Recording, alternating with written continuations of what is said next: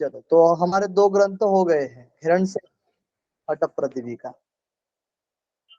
ग्रंथ चालू करने वाले हैं हट रत्नावली। हट रत्नावली को स्टार्ट करने का उद्देश्य क्या है कि जो आप हिरण संहिता पढ़ लिया है, लिया है, जो में वहां से ज्यादा क्वेश्चन पूछे जाते हैं। और हट प्रदीपिका के जैसा ही सेम, जैसे बुक में दिया गया है मटेरियल, वैसे ही हट प्रदीपिका में, वैसे ही हट रत्नावली में भी सेम है। कितना परसेंट मिलता जुलता है? 5% मिलता जुलता मटेरियल है सारा। ठीक है, मतलब एक तरीके से हट प्रदीपिका की कॉपी की गई है हट रत्नावली में। ठीक है, तो आपको अब पढ़ाऊंगा मैं हट रत्नावली, तो आपको ऐसा लगा कि हट प्रदीपिका पढ़ा रहे हैं, है ना। मतलब वही चीज आपको पढ़ने में मिलेगा और आपका एक तरीके से रिवीजन हो जाएगा। इसलिए इसको हट रत्नावली को पढ़ाने का उद्देश्य है, मतलब स्टार्ट किया गया है। ठीक है, तो चलो हट रत्नावली को स्टार्ट करते हैं। इनके जो लेखक है वो श्रीनिवास भट्ट जी है। और हट रत्नावली का काल माना जाता है 1625 से 1695, है ना, 95 तक काल माना जाता है। यानी ये ग्रंथ कब आया? जब हट प्रदीपिका हुई उसके बाद हट रत्नावली आया। ठीक है, इसलिए हट प्रदीपिका का जो बनाया गया था मटेरियल, उसका ही उठाकर हट रत्नावली में दिखने में आता है आपको। और उसके बाद 17वीं शताब्दी में घेरन संहिता आती है। ठीक है, और यहाँ से क्वेश्चन हमारे नेट में एक का क्वेश्चन मिलता है। ठीक है, एक क्वेश्चन तो पूछा ही जाता है। तो इम्पोर्टेंट इम्पोर्टेंट चीजें पढ़ेंगे सारे। और अच्छे से ही बनाकर सारा इम्पोर्टेंट चीजें ही है पीडीएफ में, तो कोई आपको दिक्कत नहीं आएगी। बस आप क्लास कंटिन्यू करिए। हम कंपेयर भी करते जाएंगे चीजों को। ठीक है, क्योंकि आप घरण संहिता और हड़प प्रतिभा पढ़ लिया है आपने, अब हम कंपेयर भी कर सकते हैं। तो लेखक श्रीनिवास भट्ट जी है। अब ये श्रीनिवास भट्ट जी के पिता का नाम बताया गया है सरवर। इनके जो पिता बताए गए सरवर है, ये महान ज्योतिष है। इनके जो पिता हैं श्रीनिवास भट्ट जी के, ये महान ज्योतिश्वर रहे हैं। इनके पुत्र हैं श्रीनिवास भट्ट जी, जो कि अनेक शास्त्रों के ज्ञाता है। श्रीनिवास भट्ट कैसे है? अनेक शास्त्रों के ज्ञाता है, यानी अनेक शास्त्रों को पढ़ा है इन्होंने, इनका ज्ञान लिया है। हट्ट रत्नावली में 4 अध्याय आते हैं। कितने अध्याय आते हैं? 4 अध्याय आते हैं।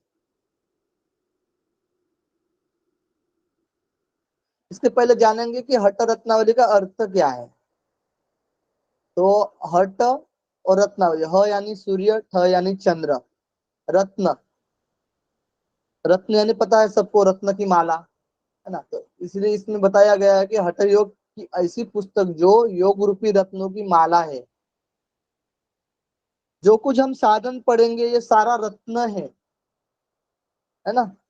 और उसको मिला लेंगे जैसे प्राणायाम, मुद्रा और समाधि को, तो ये सारा मिलकर क्या होगा? रत्न की माला होगी। ठीक है, जो कुछ बताया गया सारा रत्न बताया गया, सभी रत्न है। और इसको सारे को मिलाएंगे तो रत्न की एक माला बनेगी। ठीक है, तो इसके नाम से हठ रत्नावली पढ़ा है। ठीक है, अब इसमें 4 अध्याय आते हैं, जैसे कि हम हठ प्रतियोगिता में भी 4 अध्याय देखे थे, इसी में भी 4 अध्याय आते हैं। प्रथम अध्याय, द्वितीय अध्याय, तृतीय अध्याय, चतुर्थ अध्याय।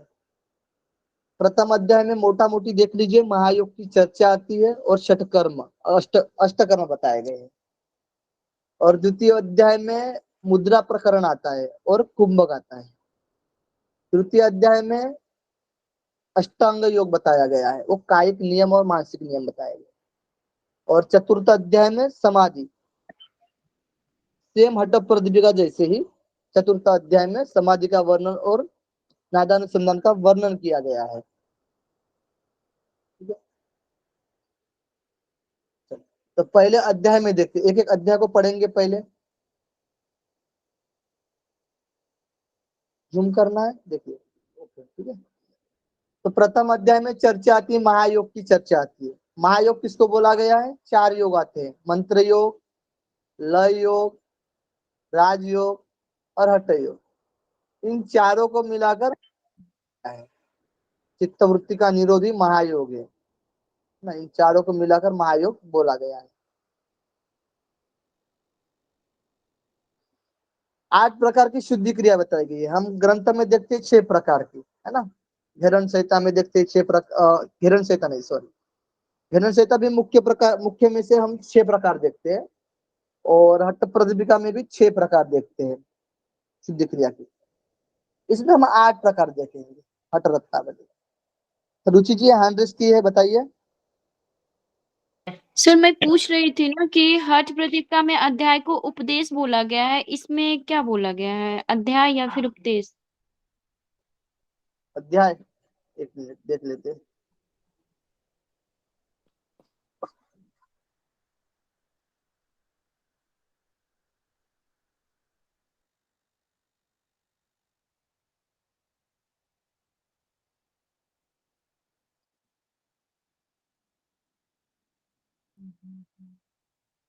एक मिनट,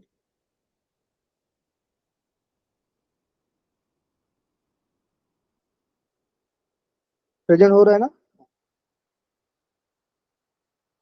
जी सर। देख लेते हैं।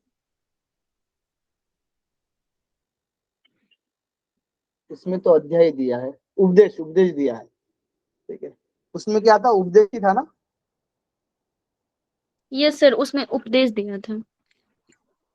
देखिए इसमें जो वर्णन किया है ना, इसमें अध्याय बोला गया, लेकिन प्रथम उपदेश, उपदेश दिया गया है। इसमें भी उपदेश है, इसमें भी उपदेश ही सेम है। सेम है, सेम, ठीक है। Okay sir. चलो, 8 प्रकार की शुद्धि क्रिया देखते हैं। इसमें 2 अलग है, चक्री और गजकर्णी, बाकी सब सेम है। जैसे हम देखते हैं धोती, बस्ती, नेति, नवली, त्राटा, कपाल भाती, सेम। योग अभ्यास के लिए स्थान बताया गया है, कैसा स्थान होना चाहिए अभ्यास करने के लिए। फिर चर्चा आती है मिताहार, पत्य अपत्याहार, बाधक तत्व और साधक तत्व की चर्चा आती है पहले अध्याय में। द्वितीय अध्याय में 10 मुद्रा की चर्चा आती है। हम हठ प्रदीपिका में तृतीय अध्याय में देखते हैं मुद्रा की चर्चा। सेम मुद्रा बताए गए 10 मुद्रा, महामुद्रा, महाबंध, महावेद, उड्डयन, मूलबंध, जालंधर बंध, विपरीत करनी, बजरोली, शक्ति चालिनी, खेचरी। आपको क्रम अलग दिखने में आएगा, लेकिन जो मुद्रा बताई गई है वो सेम है, 10 मुद्रा। फिर कुंभक की चर्चा आती है। हठ प्रदीपिका में भी कुंभक दूसरे ही अध्याय में बताया गया है, इसमें भी दूसरे अध्याय में बताया गया। इसमें 9 कुंभक की चर्चा आती है, यानी एक अधिक है, एक्स्ट्रा है। और केवल भी अलग बताया गया है। हठ प्रदीपिका में आपको नहीं दिखेगी, दिखने में आएगा आपको अलग टाइप में आएगा, सहित और केवल कुंभक में आएगा, ठीक है। इसमें केवल ही है और भुजंग करनी अलग है। तुलना करेंगे तो देखिए, भस्त्रिका, ब्राह्मरी, सूर्यभेदी, उज्जाई, शीतली, मूर्छा, शीतकारी, केवली और भुजंग करनी, ठीक है। अलग क्या है, आपको भुजंग करनी दिखने में आता है। 8 कुंभक बताए जाते हैं संहिता में, हठ प्रदीपिका में। तो रत्नावली में 9 कुंभक की चर्चा है। और फिर 3 प्रमुख नाड़ियां, ईडा, पिंगला और सुषुम्ना की चर्चा आती है। उनके नामों की चर्चा बताई गई है। तृतीय अध्याय में आते हैं तो अष्टांग योग, है ना। आपको लगेगा अष्टांग योग यानी यम, नियम, आसन, प्राणायाम, प्रत्याहार, धारणा, ध्यान, समाधि, ये नहीं है। इसके लिए अष्टांग योग नहीं बोला गया है, ये ध्यान रखना आपको। अष्टांग योग में क्या आता है, तो 10 कायिक नियम और 10 मानसिक नियम की चर्चा की गई है। अब आप श्लोक में जाओगे तो आपको 10 कायिक और 10 मानसिक ही दिखेगा, लेकिन उसमें ये नाम दिया है बस 10 कायिक और 10 मानसिक। लेकिन आप गिनोगे ना संख्या को, कितने नियम है, कितने कायिक है और कितने मानसिक नियम है, तो उसमें 14 है, ठीक है, 1 और 4, 40। और श्लोक में 10 सर बोला गया है, 10 शब्द बताए गए, 10 शब्द यूज किया गया है। उसके बाद 84 आसन बताए गए हैं, टोटल 84 आसन के नाम आते हैं, लेकिन 29 की चर्चा की गई है, जिसमें से प्रमुख जैसे कि देखा जाए हमें कि हमें एग्जाम के पॉइंट ऑफ व्यू से तो पद्मासन के 4 प्रकार देखने में आते हैं, मयूरासन के 6 प्रकार, कुकुटासन के 5 प्रकार। अब 84 आसनों में से 10 आसनों को मुख्य बताया गया है हठ रत्नावली में, और 10 में से भी 4 आसन को अति महत्वपूर्ण बताया गया है, और उनमें से भी सिद्धासन को बोला गया है श्रेष्ठ, सर्वश्रेष्ठ। 4 आसन तो पता है आपको, सिद्ध, पद्म, सिंह, भद्र, उनमें से भी सिद्धासन को श्रेष्ठ बोला गया है। लास्ट में आते हैं चतुर्थ उपदेश में, या चतुर्थ अध्याय बोल सकते हैं हम। इसमें बताया गया है समाधि की चर्चा। इसकी चर्चा की गई है, समाधि की चर्चा की गई है। समाधि की चर्चा के बाद नाद की चर्चा है। नाद की 4 अवस्था, आरंभ, घटा, परिचय, निष्पत्ति अवस्था, जैसे कि हठ प्रतिपिका में हमने देखा। और उसके बाद 14 मुख्य नाड़ियों की चर्चा आती है, और इसमें भी 3 नाड़ियां प्रमुख बताई गई, ईड़ा, पिंगला और सुषुम्ना। अब आपको लगेगा कि दूसरे अध्याय में भी बताया गया है ना, नाड़ियों की चर्चा, प्रमुख 3 नाड़ियों की चर्चा, और लास्ट अध्याय में भी बताया गया है 14 प्रमुख नाड़ियों की चर्चा। ठीक है, तो मुख्य 14 नाड़ियों की चर्चा किस उपदेश या किस अध्याय में की गई है, तो चतुर्थ उपदेश में। ठीक है, आपको नाड़ियों की भी चर्चा आ जाएगी, तो मेन आपको रखना है चतुर्थ उपदेश। यहाँ तक समझ में आएगा, सार रूप है ये सारा। अब हमको इसमें से डिटेल्स से पढ़ना है। इसमें से किसी को डाउट है तो बताइए। सर ये 10 कायिक और 10 हेलो ने तो मानसिक थम्स नियम अप करिए, कौन कौन एक्टिव है समझ में आता है ना। सर मुझे ये पूछना था, ये 10 कायिक और 10 मानसिक नियम है, तो ये कायिक क्या है सर? ये यम है कि नियम है? हाँ जी, चलो बाकी लोग थम्स अप करिए जल्दी से सभी लोग। हाँ, सर मेरी रत्नावली में आवाज सिद्ध नहीं आ क्रिया 8 रही क्या बताई गई सर? है, पुंडलिक जी, सक्रिय और गज करनी अलग बताई गई है। हेलो हेलो पुंडलिक जी, आवाज नहीं आ रही क्या? ये कपालभाति या मस्तक भ्रांति क्रिया बताई गई है ना। सर सर कुछ बोल रहे हैं, कुछ प्रथम पूछ अध्याय, रहे हैं अब डिटेल से क्वेश्चन पढ़ते हैं। प्रथम अध्याय, आज एक अध्याय हो जाएगा। सर सर अनूप जी, शीतल जी, सब लोग थम्स अप करिए। सर आपको आवाज नहीं आ रही क्या? प्रथम अध्याय में बताया गया है, श्री आदिनाथ के सामने सर नहीं सुन नतमस्तक रहे हम होकर आपकी बात। विद्वान श्रीनिवास हठ रत्नावली ग्रंथ लिखना शुरू करते हैं, जो कि योगी जनों के लिए कंठहार है, यानी कंठ का हार है के समान है। जैसे हमने हठ प्रदीपिका में देखे थे, जिन्होंने सातवां राम ने लिखा था, है ना, सर को सातवां आवाज राम नहीं ने आ रही है। लिखा था योगियों का ही। ठीक है, वैसे ही कौन लिख रहे हैं? श्रीनिवास जी लिख रहे हैं। ठीक है, लेखक है आदिनाथ को प्रणाम करके, जो हठ योग का ज्ञान दिया है पहले से, जो आदिनाथ है, तो शिव को माना जाता है। ठीक है, अब श्रीनिवास कौन है, इनकी विशेषता बताते हैं कि श्रीनिवास कौन है। तो श्रीनिवास है कि वेद, उपनिषद, पतंजलि कृत ग्रंथों, व्याकरण, प्रभाकरीय, न्याय, रत्न, सारस्वती, सांख्य, वैशेषिक, तत्व चिंतन मणि आदि ग्रंथों के ज्ञाता है। यानी जितने कुछ ग्रंथ बताए गए ना, ये वेद, उपनिषद, पतंजलि कृत यानी योग के ग्रंथ, व्याकरण, सांख्य, वैशेषिक यानी इंडियन फिलोसफी, ठीक है, इन सारों की ज्ञाता है कौन? श्रीनिवास जी। हठ विद्या को मत्स्येंद्रनाथ गोरक्षनाथ ने जाना है, उसी को स्वात्माराम और श्रीनिवास ने जाना है। यही आपको उल्लेख हठ प्रतिपिका में भी आता है कि जिन्होंने हठ विद्या को, जैसे कि मत्स्येंद्रनाथ और गोरक्षनाथ ने जाना है, उसको मैं सातमाराम जान रहा हूँ, है ना, उनको ही लिख रहा हूँ, ऐसे करके सातमाराम जी बता रहे हैं। वैसे ही अब इन तीनों का बता रहे हैं श्रीनिवास जी। हठ रत्नावली की जरूरत क्यों है? तो जो योगीजन भ्रम में पढ़कर राज्यों को नहीं जान पाए, रास्ता भटक गए हैं उनको राजयोग की प्राप्ति के लिए हठ योग का उपदेश दिया जाता है। सेम है, हठ प्रतिज्ञा में भी वैसे ही बताया गया कि जो लोग भ्रम में पड़े हैं, जो राजयोग नहीं प्राप्त किए हैं, उनके लिए सरल मार्ग क्या है? हठ योग है। तो हठ योग से हम राजयोग की प्राप्ति कर सकते हैं। तो सबसे पहले उल्लेख आता है महायोग का। तो महायोग क्या है? हमें 4 बताए गए थे योग, मंत्र योग, लय योग, हठ योग, राजयोग, है ना। तो महायोग को क्या क्या बोला गया है? चित्त वृत्तियों का निरोधी महायोग है। इन चारों से क्या होता है जी? चित्त की वृत्तियों का निरोध होता है ना। पतंजलि योग सूत्र में हमने परिभाषा देखते हैं, योग चित्त वृत्ति निरोध, चित्त की वृत्तियों का निरोधी महायोग बताया गया है। योगियों ने इसे महायोग 4 भागों में बांटा गया है। इनसे चित्त वृत्तियों का निरोध होता है, जैसे कि मंत्र योग, लय योग, राजयोग, हठ योग से। अब मंत्र योग क्या है, लय योग क्या है, राजयोग क्या है और हठ योग क्या है, ये हम जानने वाले हैं। तो मंत्र योग को पढ़ते हैं सर्वप्रथम।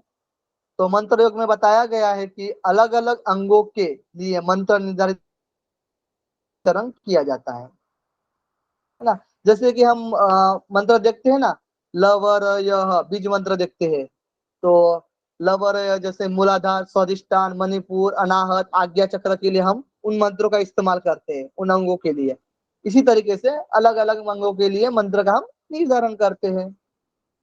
इससे जो सिद्धियां प्राप्त होती है, सिद्धियां मिलती है, वही मंत्र योग है। यानी हम जिस जिस का इस्तेमाल करते हैं और वहां से जो सिद्धियां प्राप्त होती है ना, वही जो उपनिषद में आप पढ़ोगे तो वहां से, जैसे कि मूलाधार से, मूलाधार पर आप बीज मंत्र ल का उच्चारण करोगे तो जैसे कि पृथ्वी की सारी पृथ्वी पर आप सिद्धि प्राप्त कर सकते हो। स्वादिष्टान पर आप जल पर सिद्धि प्राप्त कर सकते हो, है ना। इस तरीके से उस मंत्र के हिसाब से आपको सिद्धियां प्राप्ति होगी।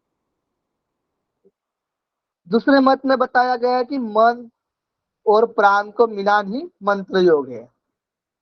मन का और प्राण का मिलान क्या बताया गया है कि मंत्र योग है। यह भी बताया गया दूसरा मत के अनुसार। ठीक है, यहाँ पर मंत्र योग क्लियर हो जाता है। मंत्र योग में किसी को डाउट, कोई प्रॉब्लम हो तो बताना। फिर लय योग चालू करो। देखो लय योग में बताया गया है जब चित्त पूर्ण रूप से लीन हो जाता है तब लय योग की प्राप्ति होती है। यानी जो हमारा चित्त है, चित्त में कितने आते हैं? मन, बुद्धि, अहंकार, ये तीनों आ जाते हैं ना। और चित्त, ये अंतःकरण है, चारों मिलकर चित्त पकड़ेंगे है ना। तो चित्त में मन, बुद्धि, अहंकार, चित्त, ये अंतःकरण चारों मिलकर हो जाता है, एक स्पेशल चित्त होता है। ठीक है, तो चित्त जो लीन हो जाता है वही लय योग बताया गया है। चित्त को हम मन को भी पकड़कर, मतलब मन को भी मानकर चलते हैं। चित्त यानी मन, चंचलित रहता है। आदिनाथ, आदिनाथ शिव ने लय के 1.25 करोड़ बताए गए हैं। ये इंपॉर्टेंट है, नोट कर लो। जहां पर मैं इंपॉर्टेंट बोलता हूँ वो नोट कर लेना तुरंत। आदिनाथ ने शिव ने लय के 1.25 करोड़ बताए गए विधियां, विधियां बताए गए 1.25 करोड़ विधिया है लय के। हठ प्रतिपिका में भी सेम है। उसमें से नादानुसंधान सबसे प्रभावी है, सेम बताया गया है हठ प्रतिपिका। विधि बताई गई। अब लय योग की विधि हम कैसे करें? तो लय योग में योगी अपने सिर को पीछे की ओर ले जाए, अपना जो सिर होता है उसको पीछे की तरफ ले जाना होता है। और दृष्टि को भ्रुकुटी के मध्य में, जो दृष्टि होती है वो भ्रुकुटी के मध्य में रखना पड़ता है।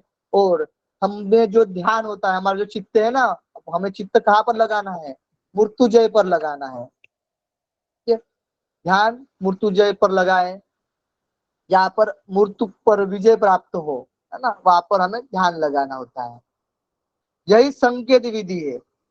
ये जो अब तक विधि बताई गई लय योग की, ये क्या है? संकेत विधि है।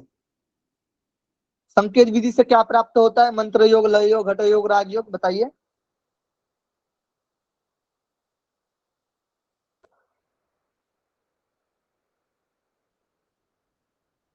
लय योग श्वेता जी, बाकी लोग बताइए। लय योग, माइक ऑन करो। लय योग, लय योग, आवाज नहीं आ रही है? आ रही है, आ रही है सर। हेलो, सर आपको आवाज आ रही है लोगों की आपकी? आवाज आ रही है। आप लोगों की आवाज नहीं आ रही, मेरी आवाज आ रही है क्या आपको? आ रही है। आ रही सर है। का एक्चुअली ना स्पीकर ऑफ है, उनकी स्क्रीन पता पे नहीं, शो आप हो लोगों की रहा तो है किसी नीचे, की आवाज नहीं आ रही है। एक उनका मिनट, स्पीकर ही ऑफ है। मैं क्या करता हूँ, फिर से ज्वाइन करता हूँ, क्योंकि कॉल आया था तो इसलिए आवाज नहीं आ रही। मैसेज करें।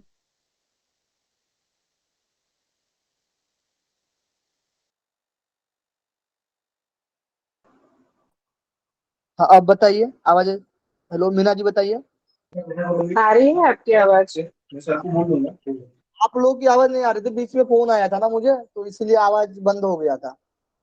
चलो, नहीं, आपकी आवाज क्लियर आ रही है हमको सबको। क्या कि संकेत विधि से क्या प्राप्त होता है? मंत्र योग, लय योग, हठ योग, लय राजयोग। योग, लय तो योग। लय, तो संकेत विधि ये आप लोग नोट कर लीजिए, ठीक है। हाँ, फल बताया गया कि विजय प्राप्त होता है, लय प्राप्त होता है। जी, मृत्युंजय क्या है? मृत्युंजय पर जो लगा है ध्यान, मृत्युंजय पर लगा है, मृत्युंजय क्या है? अब मृत्यु पर विजय प्राप्त करना। अब इसमें थोड़ा सा किसी को पता है तो बताइएगा।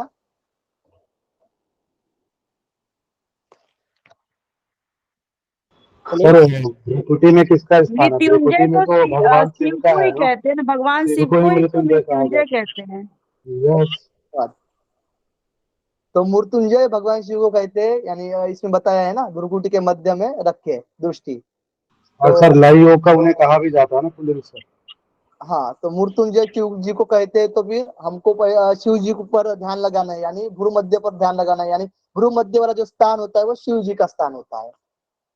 ठीक है, धन्यवाद जी। हाँ, क्लियर हो गया कार्तिकेश्वर जी? Clear clear.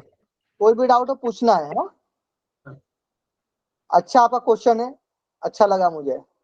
लय योग प्राप्ति के लिए लक्षण। अब लक्षण बता रहे हैं लय योग की प्राप्ति के लिए, है ना, मतलब लक्षण कैसे दिखते हैं। तो इंद्रियों की अपने विषयों से आसक्ति खत्म हो जाती है, यानी अब कोई विषय वासना नहीं है इंद्रियों में, है ना। जो इंद्रिय बताए गए हैं, पंच कर्मेंद्रिय, पंच ज्ञानेन्द्रिय।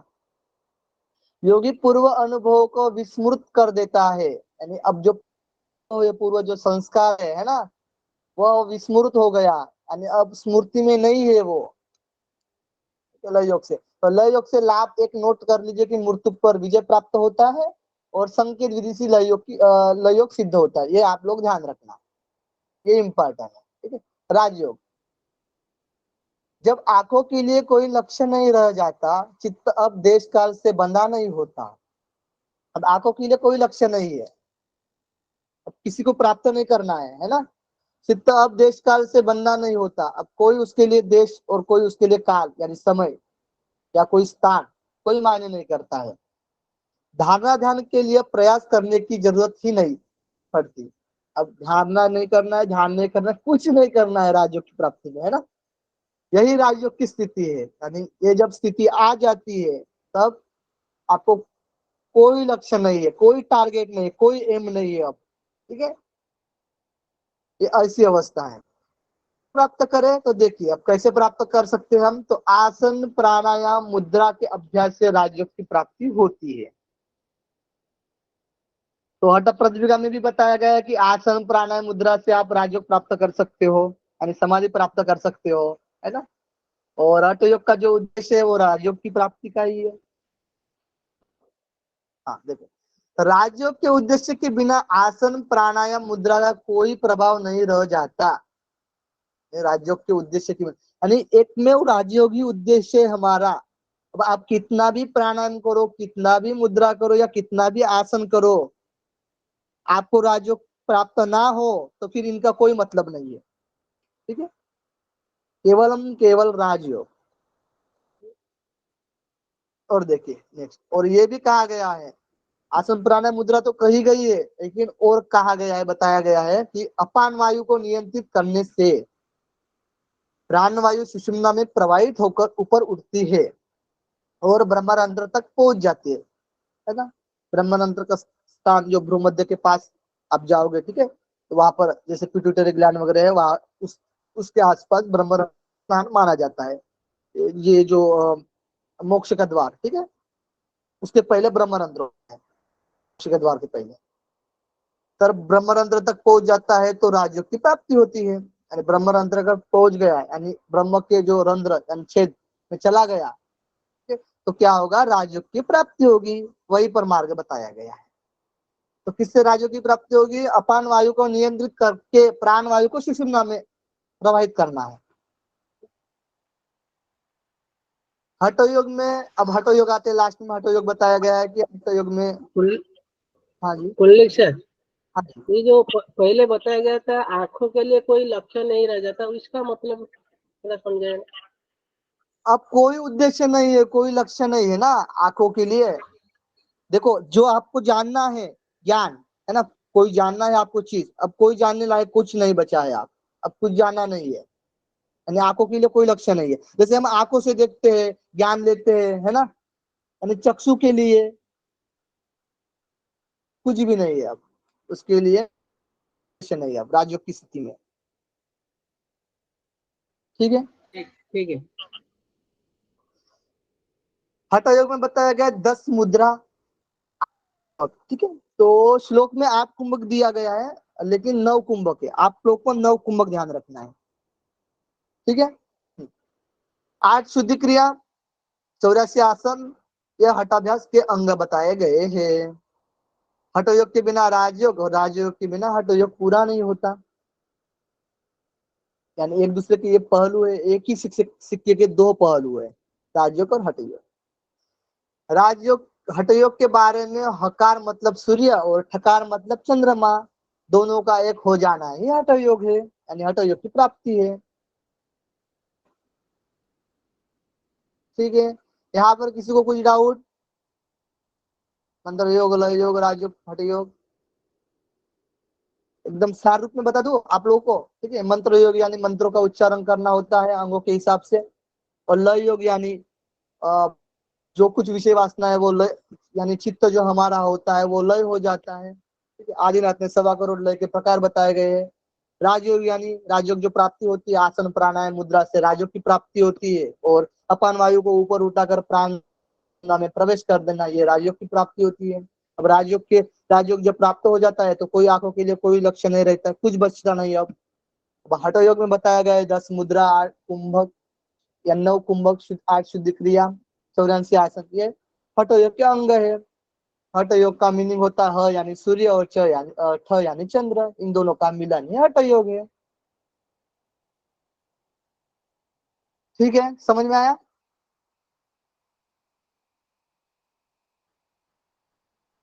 पूजा ने श्वेता जी, बाकी लोग थम्स अप करिए। अब अष्टकर्म पढ़ेंगे, है ना। देखिए हमने पहले उपदेश का ही पढ़ रहे हैं, समझ में आ रहा है ना आप लोगों को? देखिए मंत्र योग, लय योग, राजयोग, हठ योग पढ़ा हमने, है ना, महायोग के अंदर। अब 8 शुद्धि सर क्रिया, मुझे यहाँ पे पूछना था थोड़ा सा, आपकी आवाज नहीं आ रही थी तो पूछ नहीं पाई थी ये।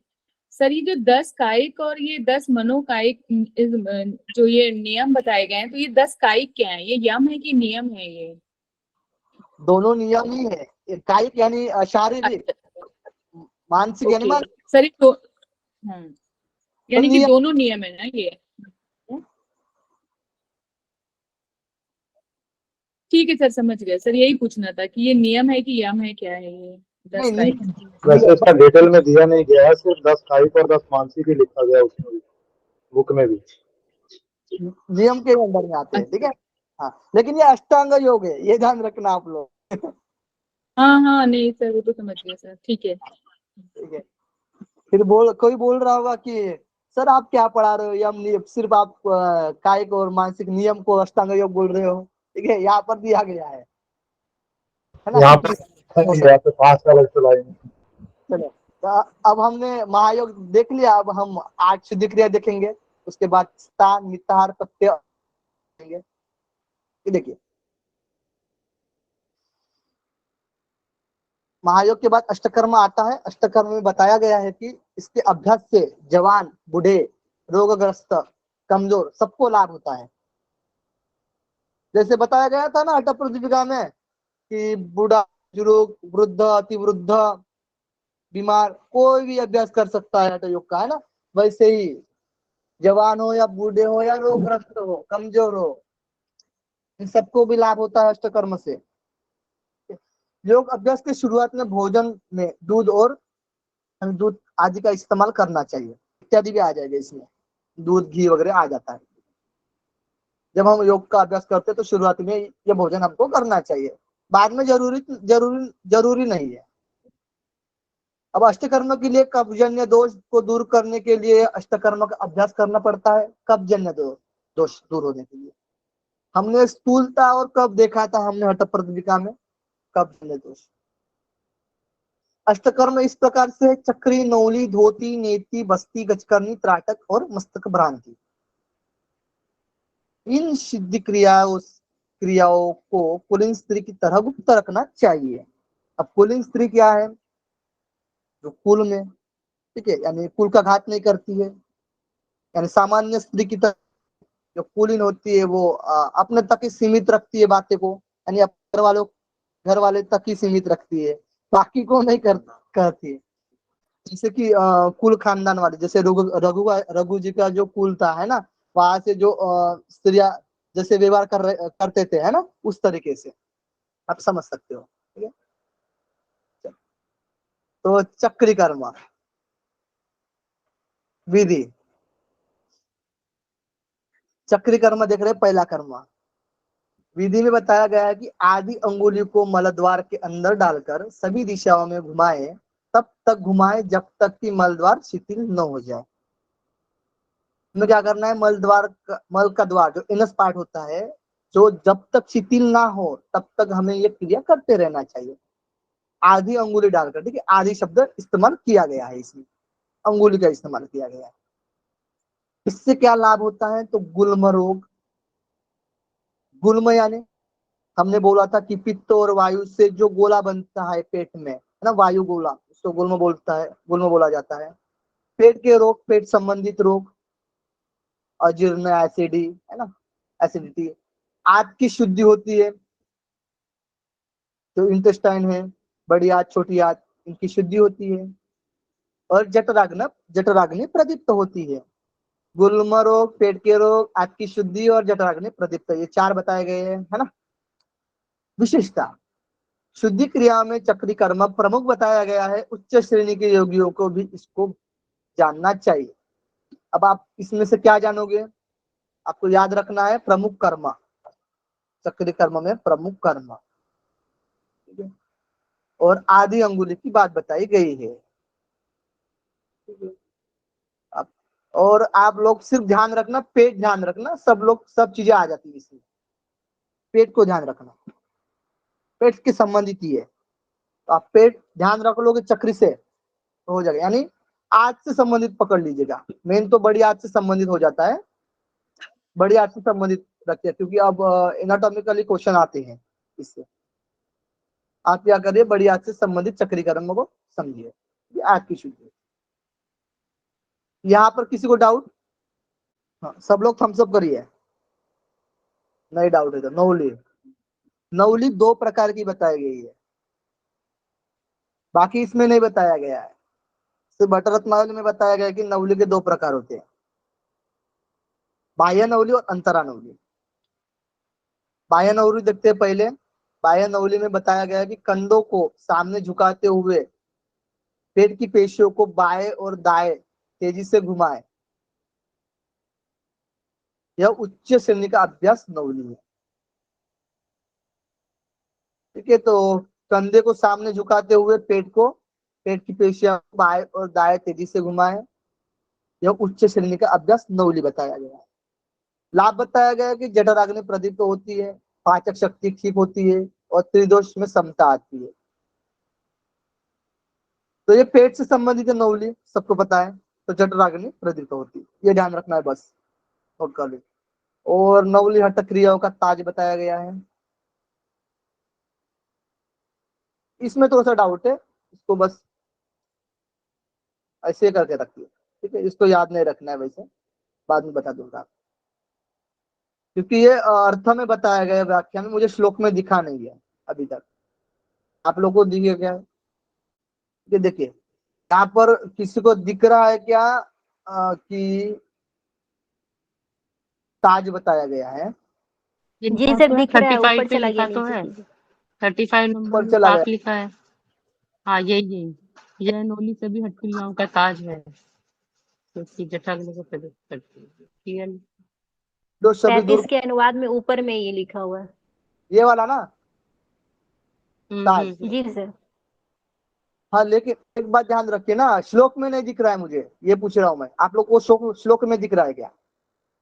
एक तुंद यानी उधर पेट के लिए बोला गया है, तुंद अग्नि संदीप्तम, 5 अग्नि संदीप्तम का अग्नि करम सदैव अशेष दोषमय शोषणी च हठ क्रिया मौलिरियम च नौली। ये सेम हठ प्रदीपिका में श्लोक है और हठ प्रदीपिका में व्याख्या में नहीं दिया गया है। सेम हठ प्रदीपिका में श्लोक है यही। ठीक है, दिख रहा है किसी को? आप लोग 30 लोग हो यहाँ पर, बताइए। सर श्लोक में नहीं दिख रहा है। तो फिर छोड़ नहीं है। सर ये व्याख्याकार ने ऐड किया होगा। सर इसलिए श्लोक एक्चुअली मौली शब्द यूज किया है ना यहाँ, ये लास्ट में ना हठ क्रिया मौली रियम नौली। तो जो मौली शब्द होता है ना, किसी किसी जगहों पे मौली इसके सिर पे पहनने वाला एक वो होता है, उसको भी मौली बोला जाता है।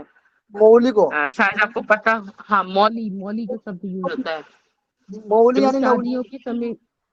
अरे तो नहीं, नौली तो लास्ट में है ना, हठ दो क्रिया मौली वर्ड आया ना वहां पे। तो उस मौली का मतलब सर पे पहनने वाला एक ताज टाइप ही होता, मतलब कि एक मुकुट टाइप वो होता मौली का मतलब। तो मे बी उससे इसका मीनिंग लिया हो, I am not sure, but यही चीज मौली मुझे पता है कि है कि आपको हठ प्रदीपिका में भी सेम दिखेगी। सर आप लेकिन लोग वहां पे यूज नहीं किया है। आप लोग चेक कर लीजिए, यही चीज आपको हठ प्रदीपिका में दिखेगी। ठीक है, यहाँ यहाँ पे हम इसको डाउट मान के रखते हैं। ठीक है, पूरी तरह से हम इस पर जोर नहीं दे रहे हैं, है ना। बाकी ठीक है, 2 प्रकार है नौली की, बाह्य नौली और अंतर नौली। हम अभी बाह्य नौली की बात बाएं और दाएं तेजी से घुमाए पेशियों को, पेट की पेशियों को। अंतरानौली में बताया गया है कि बाएं से तेजी से घुमाए फिर दाएं से तेजी से घुमाए। पहले बाएं से घुमाना है फिर दाएं से तेजी से घुमाना है, और उसमें दाएं बाएं घुमाना है। ये डिफरेंट है। ठीक है, यही अंतरानौली बताई गई है। ठीक है, यहाँ पर किसी को डाउट हो तो पूछ सकते हो आप। चलो फिर नेक्स्ट, धोती। धोती 4 अंगुल चौड़े और 20 हाथ लंबे, साफ गीले वस्त्रों को निगलने फिर बाहर निकाले, यही धोती क्रिया बताई गई है। 4 अंगुल चौड़ा और 20 हाथ लंबा। 4 अंगुल चौड़ा हठ प्रदीपिका में भी बताया गया है, लेकिन 15 हाथ लंबा बताया गया है, इसमें 20 हाथ लंबा बताया गया है। श्लोक में भी यही चीज है, नो डाउट। ठीक है, क्या करना है? वस्त्रों को, साफ वस्त्रों को यानी गीले वस्त्र को निगलना है, यानी मुख से निगलना है और फिर बाहर निकालना है।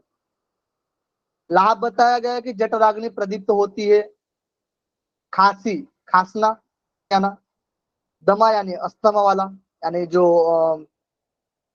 एल्वोली होती है ना, एल्वोली में छेद पड़ जाता है या सूजन आ जाती है। ठीक है, या उसका जो ब्लॉक होता है वो बंद हो जाता है, यानी बलगम जमा हो जाता है उसमें, इसको दमा बोला जाता है। प्लिया यानी स्प्लीन, यानी आरबीसी का कब्रिस्तान कहा जाता है, इसके संबंधित रोग दूर होते हैं। कुष्ठ, कुष्ठ यानी त्वचा संबंधित होते हैं, जहां पर हाथ और पैर झड़ने लगते हैं, कुष्ठ रोग दूर होता है, और कफ के रोग दूर होते हैं। ठीक है, धोती में जटाग्नि प्रदीप्त, खांसी, दमा, प्लिया, कुष्ठ। कुष्ठ इंपॉर्टेंट है, ये ध्यान रखना, कुष्ठ इंपॉर्टेंट है। देखो किसी को पूरा याद नहीं रहता है ना, तो एक कुष्ठ लगा दो, आप लिख कर रखो। ठीक है, नेति। नेति बताए गए 6 बित्तस्ती यानी 54 इंच लंबे कोमल सूती धागे का प्रयोग किया जाता है, जो कि चूहे की पूंछ के समान होता है। जो धागा बताया गया है ना, कैसी होती है? एकदम बारीक होती है ना, उसी तरीके से धागा भी एकदम बारीक होना चाहिए, जो आराम से नाक से निकल जाए और मुख से निकल जाए, यानी नाक से डाला जाए और मुख से निकाल दिया जाए। देखिए विधि में बताया गया है कि एक नाक में डालकर मुंह से निकाले, धागे से नासिका के छिद्र में घर्षण करे। हम एक शीरे को नाक से जो डालते हैं उस शीरे को पकड़ के रखते हैं हम, और जो मुख से निकलता है एक शीरा धागे का उसको पकड़ते हैं और हम घर्षण करते हैं, दोनों को मिलाकर प्रैक्टिकल में, है ना। उसी तरीके से हमको घर्षण करना है। चूहे की पूंछ के समान वो धागा होना चाहिए, ये इम्पोर्टेंट है। हाँ मतलब आ सकता है, अभी तक कुछ आया नहीं है लेकिन आ भी सकता है। और नेति की जो लंबाई बताई गई 6 बितस्ती 54 इंच। हाटा प्रदीका में बताया गया है क्या? 1 बितस्ती, 1 बितस्ती बताया 9 इंच। 9 इंच बताया। हाँ 9 इंच बताया, इसमें 6 बितस्ती बताया। हाँ। अब इसमें सेम ही ला दे हट प्रतिपिका और नेति, जब हम कंपेयर भी करेंगे ना तो भी हम इसमें लिखे दिखाएंगे आप लोग। कपालन होता है, दिव्य दृष्टि मिलती है और जर्तु ऊर्ध्व रोग दूर होते हैं, यानी कंधे से ऊपर के रोग, यानी कफ वाले जो रोग होते हैं। कंधे के ऊपर में क्या होता है? कफ का पार्ट बोला जाता है आयुर्वेद में, ठीक है। यानी छाती के ऊपर से बोला जाता है, वैसे छाती से पकड़कर। अब कंधे से ऊपर के जो भी रोग है वो दूर होते हैं। और कपाल शोधन और दिव्य दृष्टि ये बहुत ही इंपॉर्टेंट है। बस्ती, बस्ती 2 प्रकार की बताई गई है और हठ प्रदीपिका में एक ही प्रकार है। और घिरण संहिता में 2 प्रकार है, लेकिन उसमें जल बस्ती और स्थल बस्ती बताया गया है, इसमें वायु बस्ती है। कंपेयर करूं तो अच्छा लगेगा ना, सबको समझ में आ रहा है कंपेयर करने से चीजें, क्योंकि हमने 2 ग्रंथ पढ़ा दिए हैं। आप लोगों को और मतलब रिवीजन होता जाएगा, ठीक है। तो स्थल बस्ती और जल बस्ती घिरण संहिता में बताया गया, इसमें वायु बस्ती है। जल बस्ती में बताया गया है कि नाभि तक पानी में खड़े होकर चक्री कर्म करे।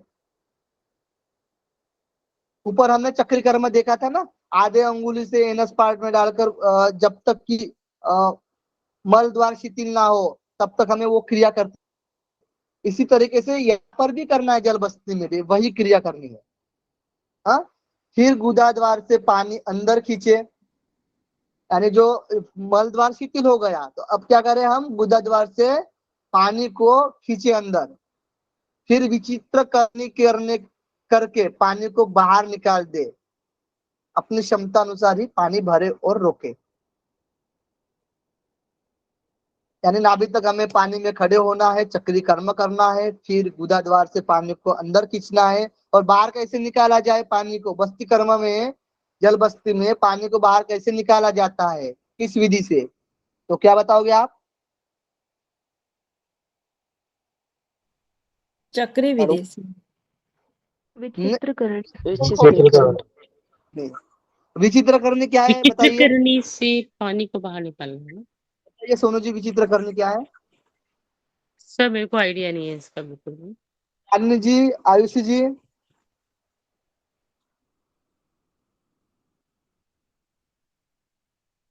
सर ये प्रक्षालन वाली विधि तो नहीं है? प्रक्षालन वाली, गुड, यही है ना। तो सर दूसरा वही प्रक्षालन में भी तो यही चीज करते हैं ना, पानी बाहर निकालते हैं। उसी तरीके से पानी को बाहर निकालना है, अपनी क्षमता अनुसार पानी भरे और रोके। वायु बस्ती, वायु बस्ती में क्या है कि पेट को वायु से भर ले और फिर कुछ देर बाद गुदा द्वार से बाहर निकाले। अब इसको कनेक्ट कैसे करोगे? आपने ये देखा है घिरण संहिता में वात क्रम, हाँ वही है सर। ये है ना उसी तरीके से ऐसे कनेक्ट करके पढ़िए तो वात क्रम से कनेक्ट होता है। हाँ वात क्रम नहीं, क्या बोलते हैं, मात्सार। सर बादशाह वाला था ना वो, वायु को मात्सार, पेट को वायु से भर ले और फिर गुदा द्वार से बाहर निकाले। जल बस्ती की सावधानी बता रहे हैं अब हम। जल बस्ती में बताया गया है कि बस्ती कर्म में 3 घटी, एक घटी कितना मिनट होता है? 24 मिनट होता है। 3 घटी, घटी यानी 72 मिनट होता है, 72 मिनट्स। तक व्यक्ति को कुछ नहीं खाना चाहिए, शांत होकर वायु रहित स्थान पर बैठना चाहिए। कुछ भी खाना नहीं है, वायु रहित, जहाँ पर वायु रहित है स्थान है ना, मतलब ज्यादा हवा धुंध नहीं आ रही है, उस स्थिति में आराम से बैठकर रहना चाहिए। 72 मिनट के बाद संयमित और मधुर आहार लेना चाहिए। जो संयमित हो, अच्छा हो आहार, मधुर हो, स्निग्ध हो, है ना, वो आहार लेना चाहिए, यानी लाइटली जीवन लेना चाहिए, खाना चाहिए।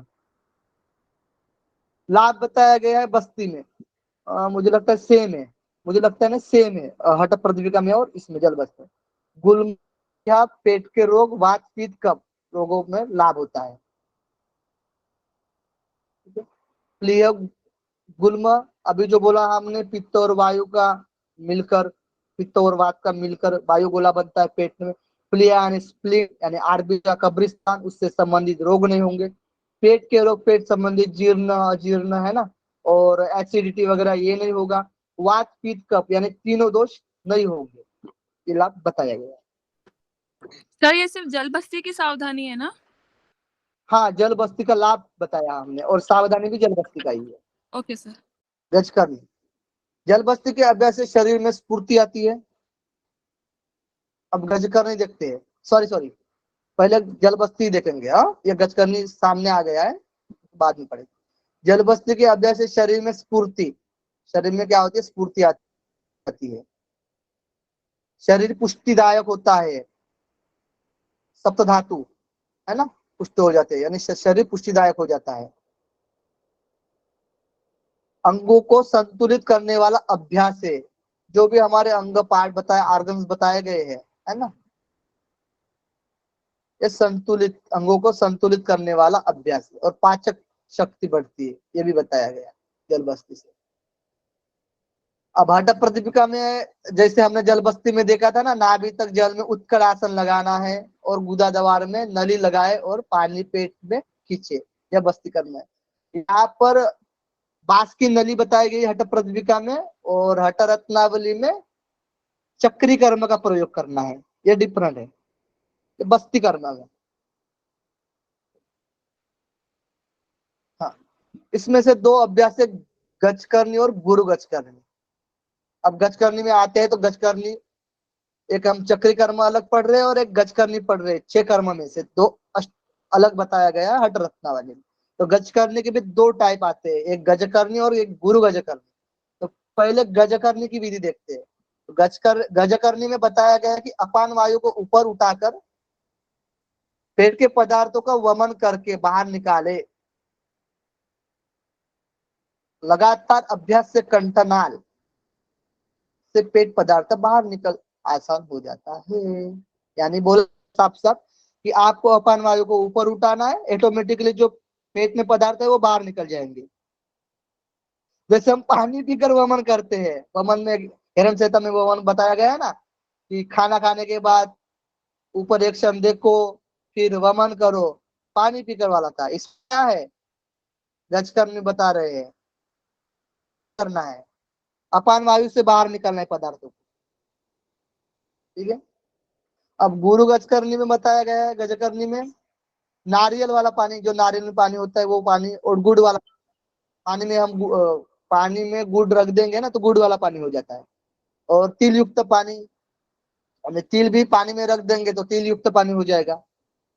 ये तीनों प्रकार का पानी गले तक पीना है, गले तक यानी पूरा पेट भर गले तक आने तक। फिर क्षमता अनुसार वायु को धारण करे, फिर वायु को भरना है, यानी वायु को धारण करना है। फिर वायु को नियंत्रित करे, यानी वायु को हमें कंट्रोल करना है। अब करते हुए बस्ती मार्ग से यानी गुदा मार्ग से वायु को बाहर निकाले।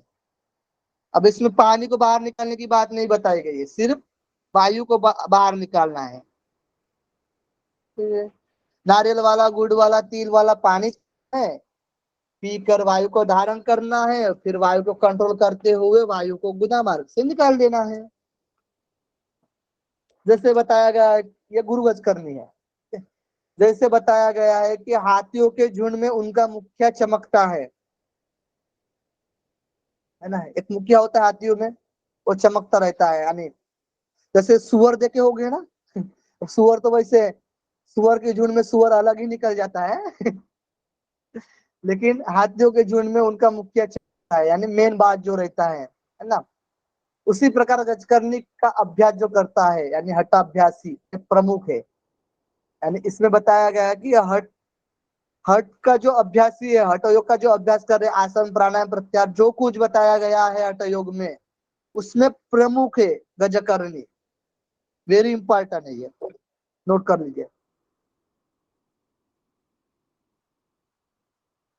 चलो त्राटक, ये कर्म कंप्लीट कर लेते ना, 2 ही है, फिर क्लास होगी गुलशन सर की। त्राटक, एकाग्र होकर लगातार एक सूक्ष्म वस्तु को तब तक देखे जब तक कि आंखों से आंसू, यानी जब तक हमारे से आंसू ना निकले तब तक हमें सूक्ष्म लक्ष्य को देखते रहना है। तब तक देखते रहना है जब तक कि आंसू ना निकले। यही त्राटक विधि बताई गई है। लाभ बताया गया है, आंखों के रोगों को ठीक करता है, यानी आंखों के रोग नहीं होंगे, और पलकों की मंदता को दूर करता है, यानी तंद्रा, है ना, तंद्रा नहीं आएगी, यानी नींद नींद टाइप नींद नहीं आएगी, बार बार नींद नहीं आएगी, बार बार आंखें लगेंगे नहीं आपके, मंदता दूर हो जाएगी इसकी। और इसे रत्न की पिटारी की तरह गुप्त रखना चाहिए। रत्न पेटी का बताया गया है श्लोक में। और हठ पृथ्वी में क्या बताया गया है उज्ज्वला जी? सोने की पेटी। हाँ, सोने की पेटी सर। सोने की नहीं ना, सोने की तो है ही रत्न। ये रत्न क्या है, ये भी चीज।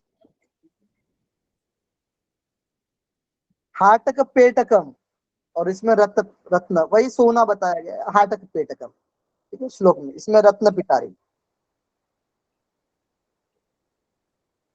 कपाल भस्त्रिका, ये हाटक पेटकम क्वेश्चन में आया हुआ भी है। कपाल भस्त्रिका, सर उसको क्या बोलते हैं? हाथ पेट का सोना ही तो बोलते हैं शायद। हाँ सोने की पिटारी की तरह गुप्त रखना चाहिए। सोने को हम गुप्त रखते हैं ना पिटारी में, पेटी में, वैसे ही इस क्रिया को गुप्त रखना चाहिए। इसमें रत्न की पिटारी बताई गई है कि जो मूल्यवान रत्न होते हैं, हीरे चांदी सोना, इसमें रहते हैं, ठीक है, रत्न में सारी चीजें। जिस तरीके से हीरे चांदी सोने को हम गुप्त रखते हैं, उसी तरीके से त्राटक क्रिया को गुप्त रखना चाहिए। कपाल भस्त्रिका, कपाल भस्त्रिका बताया गया है, भस्त्रिका, एक मिनट, हाँ कपाल भाती है ये, कपाल भस्त्रिका बताया गया है, ठीक है, ध्यान रखना आप लोग। कपाल भस्त्रिका